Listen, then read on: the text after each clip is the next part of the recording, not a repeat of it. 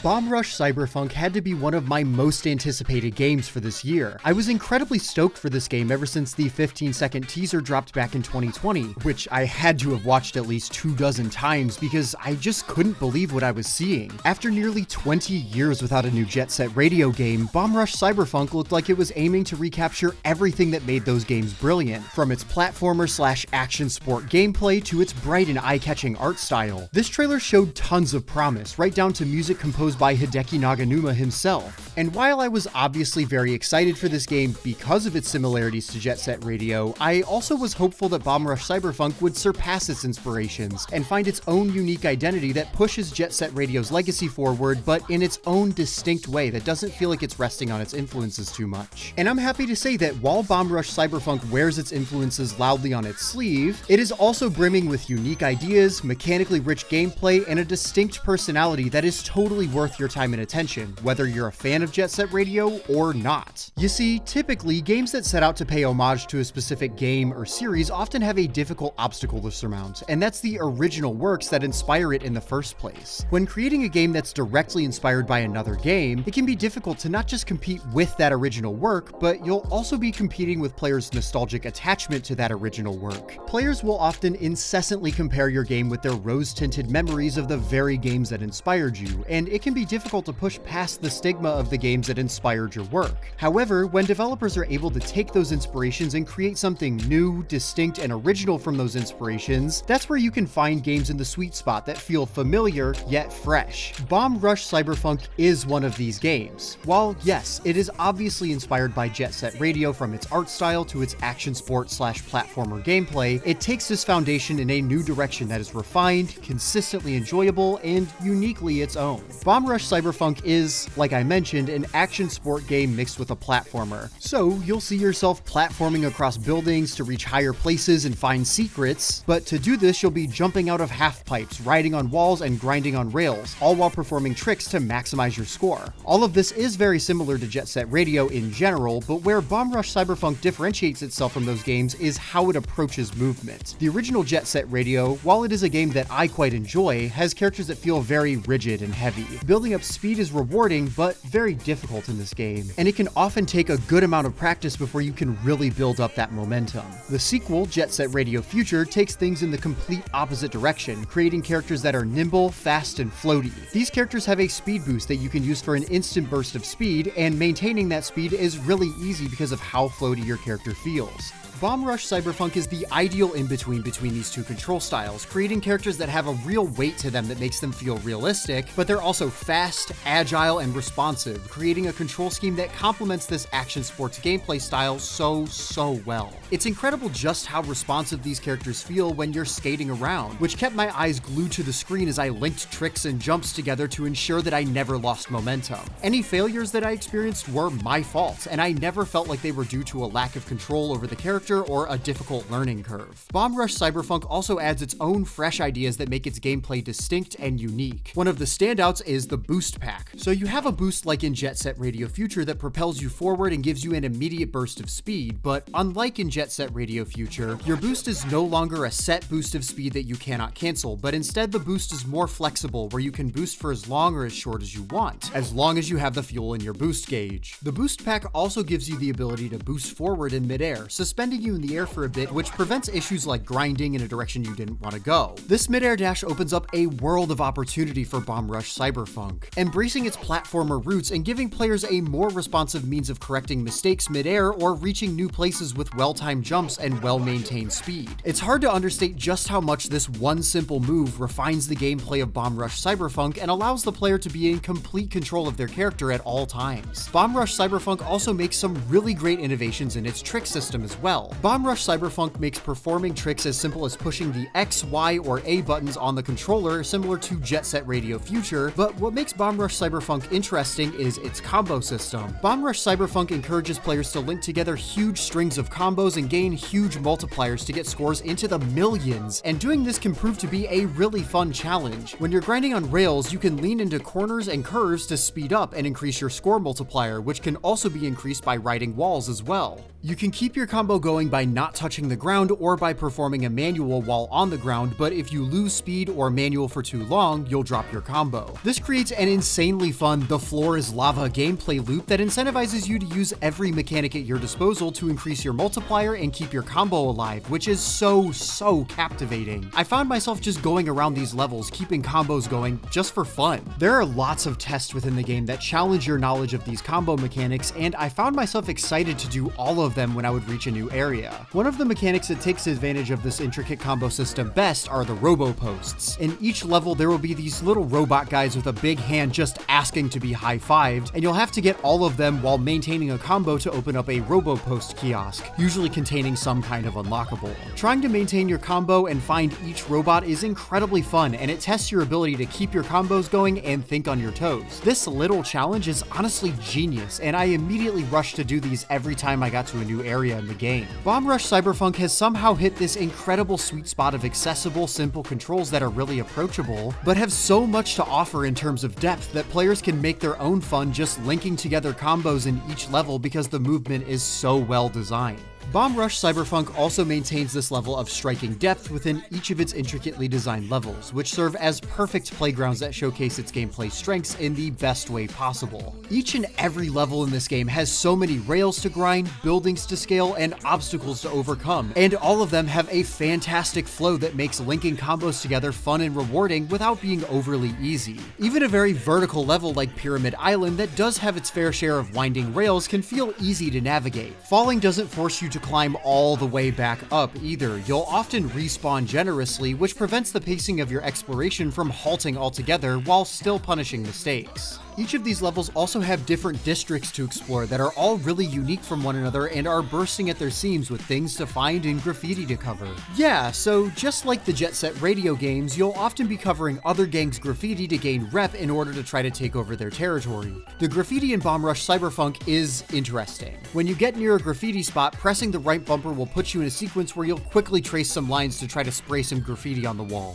During this, time is stopped, so you won't have to worry about cops interrupting you like they did in Jet Set Radio, but the inputs are a bit more intricate than they were in Jet Set Radio Future, where you just pull the left trigger. Bomb Rush Cyberfunk's graffiti inputs are quick, snappy, and put you right back into the action, which feels like a good middle ground. However, as a little nitpick, even for little tags, you'll still be taken out of the action for a second for this short cutscene, which can be a bit disorienting if you're moving quickly or if you're mid-jump while tagging a piece. It's definitely not a deal breaker. I learned how to work with it pretty quickly, but if you're used to Jet Set Radio where tagging a small spot is quick and instantaneous, this might throw you off a bit. The cool thing about Bomb Rush Cyberfunk's graffiti mechanics is that you no longer have to just equip one piece of art for each size tag, but instead you can use every piece of art that you've unlocked at any time. After you unlock a new graffiti piece, you'll be shown a quick demo of its layout and you can use that piece at any time, which is really cool and keeps things interesting since you can always try out new art that you get. There's so many collectibles in Bomb Rush Cyberfunk, from graffiti pieces to new boards, music, and outfits for each character. The world is teeming with secrets to find, and finding these collectibles usually rewards skilled platforming, which I love. However, some of them are just hidden in dumpsters or vending machines, which really sucks because this means that you have to go around smacking every dumpster or vending machine to make sure that you don't miss any collectibles. It's a bit of a pace killer, but thankfully most of the collectibles are fun and interesting to find. You can even unlock some additional characters by finding them in the different levels. However, actually unlocking these characters is a massive chore. They'll often have you engage in some kind of challenge, like point challenges or even taking pictures of them for the gram, which was an interesting change of pace. However, these characters have a tendency to teleport all across the map, sending you on multiple wild goose chases in order to try and find them. So let's take this character Shine as an example. I met her in this area here in the mall and she gave me her number and told me to meet her in the food court to dance. So I go and I meet her in the food court and she tells me to then go meet her at the record store. I go to the record store and she tells me, "Oh man, you just missed me. I'm behind this staircase towards the entrance of the mall." You go and find her here and dance and she asks you to go up and meet her at the top of the 4th-floor room with the fish, but oh man, what unfortunate timing. Turns out we just missed her and we now have have to go across the mall to the warehouse to finally get her to join us. This whole sequence feels like it only really exists to waste my time. There's no challenge here, no obstacles to overcome. The only thing limiting me from getting to her next location is my patience. I really wish that unlocking these characters was less tedious, but other than that, I love how much there is to collect and find in each of these levels. As you gain rep while you skate around these areas covering up rival gangs' graffiti, you'll be challenged by these rival gangs, often to mimic a movement path or to a race or a score battle. However, once you get the amount of rep that you need, you can challenge the rival gang to take over their turf in a score attack battle overseen by the old heads. You'll have 2 minutes to rack up a huge combo, trying to outscore the other team in the time period allotted. This challenge is exhilarating, testing your ability to maintain a strong combo and showcase your knowledge of the level after exploring it previously, which is a really rewarding payoff for completing the level thus far, putting players in a position to go all out, putting all of their knowledge and skills to the test, which is super fun. It's the perfect way to do a boss battle in this sort of game, in my humble opinion. It challenges your skills in a way that feels natural and rewarding. I love pretty much everything about Bomb Rush Cyberfunk's core gameplay loop. Platforming around these levels, linking together huge trick combos, finding collectibles, and exploring the levels is incredibly fun and captivating that kept me playing for hours on end. Differently from the games that inspire it, Bomb Rush Cyberfunk does also have a combat system that you'll use to fight off a very militant police force and even the occasional boss. And while this is an improvement over the, and I use this term loosely, combats of the Jet Set Radio games, it's still not great. It's certainly an improvement over just awkwardly tagging enemies' backs to defeat them, and I appreciate that Bomb Rush Cyberfunk doesn't completely halt your momentum to ask you to dispose of enemies. It's still a huge pace breaker because your combat moves are slow, repetitive, and feel really weak. It's way easier to just run from police and hide in a porta potty to get the heat off of you, which was what I found myself doing most of the time, instead of actually dealing with them. The boss battles themselves, outside of the crew battles, are alright. They range from decent battles that don't overstay their welcome to kind of boring tussles that are relatively easy to complete. There's nothing egregiously bad or clunky here, but they're also some of the lower points of the game. Overall, I think Bomb Rush Cyberfunk's gameplay is consistently engaging and fast-paced, and even though the combat was not my favorite, it's still serviceable and doesn't deter from the core gameplay loop's fun. I was also pleasantly surprised by Bomb Rush Cyberfunk's story. The story isn't some kind of grand epic, but it does touch on a lot of interesting themes like police corruption and personal identity. It's a simple yet surprisingly dark narrative that starts with a character's head getting chopped clean off, and your goal is to go all city with the intention of figuring out who your body belongs to.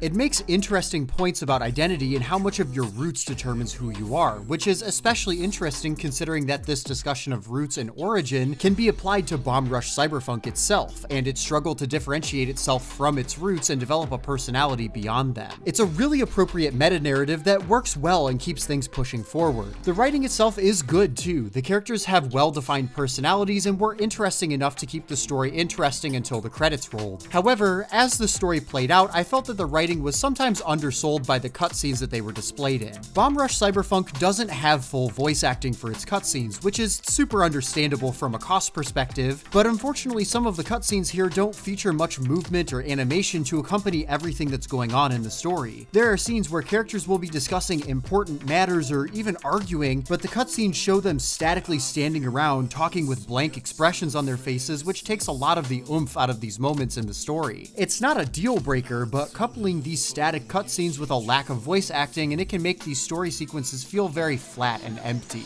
Outside of that though, the story is well written and keeps things moving forward in a natural way while also exploring some compelling themes. Visually, Bomb Rush Cyberfunk is a real treat to the eyes. From its bright, diverse, and distinct locations to its unique cast of characters, Team Reptile has an instantly recognizable style of cel-shaded graphics that is instantly lovable. I really like the look of this game, and I am looking forward to seeing Team Reptile continue to push and develop their style in subsequent games. And, of course, it would be wildly irresponsible of me if I didn't mention that the music to this game is fire. The soundtrack contains songs from tons of different artists and is sonically diverse and incredibly memorable.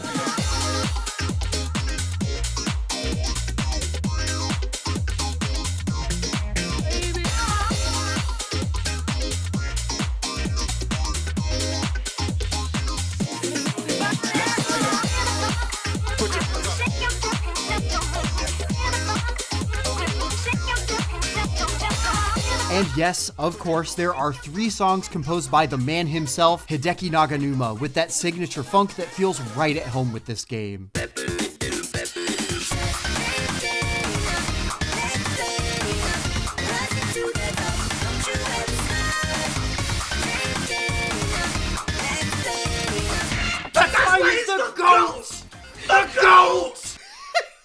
The music is so good, but something I really like is that the music here doesn't sound like it's trying to replicate Jet Set Radio's sound, but it has its own vibe that feels intentionally different from the soundtracks to the Jet Set Radio games. Aesthetically, Bomb Rush Cyberfunk nails it in almost every way. Bomb Rush Cyberfunk has quickly climbed the ranks as one of my favorite games that I played this year. It's a tightly designed, aesthetically interesting experience that pays homage to a classic duology of games that haven't received an entry in over 20 years. However, I personally think that describing Bomb Rush Cyberfunk as Jet Set Radio 3 is honestly doing it a disservice. Now, don't get me wrong, that isn't meant to be a slight at the Jet Set Radio games, and for proof of that, you should watch my video about those 2 games. But while Bomb Rush Cyberfunk may appear to be a spiritual successor for a beloved series, it is also a creative and deceptively deep game that pushes the action sports / platforming subgenre forward in a way that it can really call its own. It is so mechanically rich and has so many unique new ideas that create something fresh and decidedly different from Jet Set Radio instead of just trying to be a modern day substitute for those games. I'd go as far as to say that people who may not have resonated with Jet Set Radio should honestly still give this game a shot. Bomb Rush Cyberfunk was absolutely worth the wait, and since the developers have expressed interest in making more games like it, I'm looking forward to their next game in this style that hopefully pushes Bomb Rush Cyberfunk's best ideas forward even further. Thanks so much for watching. I really appreciate it, and I hope that you have a great rest of your day.